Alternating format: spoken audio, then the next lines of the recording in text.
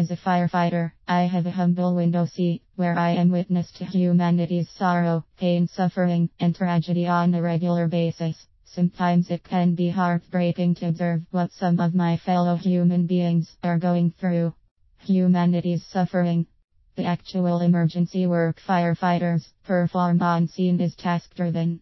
We are trained to mitigate a complex variety of emergency situations, including broken bones, heart attacks, strokes, severe allergic reactions, traumatic injuries, drownings, suicides, shootings, stabbings, overdoses, vehicle extrications, industrial accidents, hazardous spills, structure fires, and wildland fires, to name a few. We are well trained, keeping up with skills, certifications, and classes, and equipped with state-of-the-art equipment to do our best to handle these emergencies and many more. Focused intently on our goal at hand, it is our sworn duty to perform these tasks to the best of our abilities. Quite honestly, all that is the easy part. The most difficult part, for me, is the human element of suffering that accompanies many of these emergency calls. As an empathetic soul, I think about the folks I meet in my work context long after our emergency duties are done. The wailing cries of maternal despair have haunted me over a decade. Later, when the specific details of the emergency have long since faded, I often wonder how the loved ones who are left behind are faring, or how the patients with debilitating injuries or illness are dealing with their varied emotional landscapes. The tadpole is on the ground. We had just returned from a fun-filled overnight visit with Auntie Dee, where he had excitedly spent hours catching tadpoles from her large pond and placing them carefully in the glass jar that she had instantly produced with lily pad and all. He watched in awe as tadpoles of all sizes swam and scooted about their new habitat.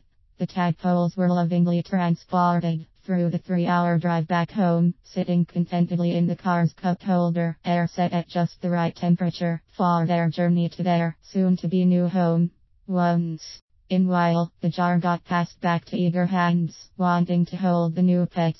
I had barely set the brake when my little guy was racing out of the car with his tadpoles, ready to add them to our little pond, which already boasts a few of the croaking critters. Outside, I found him, hose in hand, filling up the pond, which had receded a couple inches in the few days that we were out of town.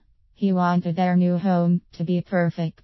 Before they seemingly sank into the grass, we had the jar righted, still half filled with pond water and tadpoles to show for it. I was amazed we had that much after that catastrophe. I looked at my boy. Slumped shoulders, eyes filling, he poured what remained of his new pets into the pond. He sighed sorrowfully. My mind was already formulating mom-type comforts and condolences. The jar is half full, comments were brewing. That's when I was startled by his decisive declaration.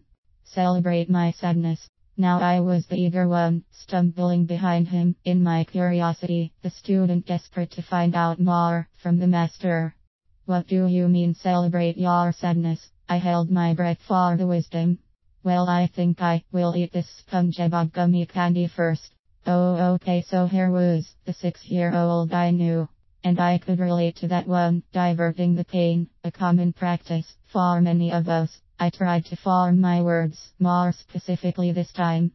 What does celebrating your sadness look like for you? Head down, brow furrowed. I think I will draw. He got out the paper and markers. He didn't paint a rosy picture or try to look on the bright side. He drew exactly what he had experienced and what he felt. I asked him to explain what he drew.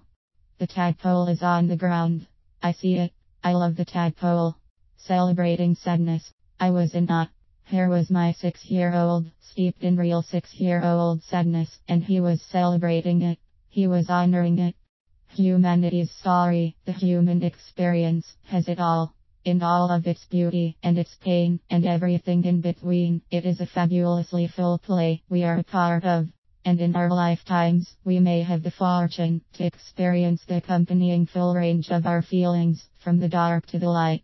Our emotions are a huge part of our human condition, after all. It is okay to be human. It is what we came here to do. In all of our sadness and suffering too. It takes courage to feel our feelings fully and then to express them in the ways that feel right to us. We honor ourselves and our lives when we do this. As we walk the earth, can we find compassion for ourselves, for our human feelings, our human expressions, and our human lives? Later, my 6-year-old master wrote about his experience. The tadpole falls on the ground. I am very sorry for the tadpole. Celebrating Sadness is the name of this book. Celebrating sadness. The tadpole dies because it is on land. Poor tadpole. I love the tadpole. The master wasn't stuffing it, hiding it, or trying to make it go away. He wasn't trying to make it better or put a positive spin on it. He was keeping it real, matter of fact. He was expressing it in his own unique way. He was fully in it. He was honoring where he was in that exact moment of time and space. He was truly celebrating his sadness. Thank you for the wisdom, Leo.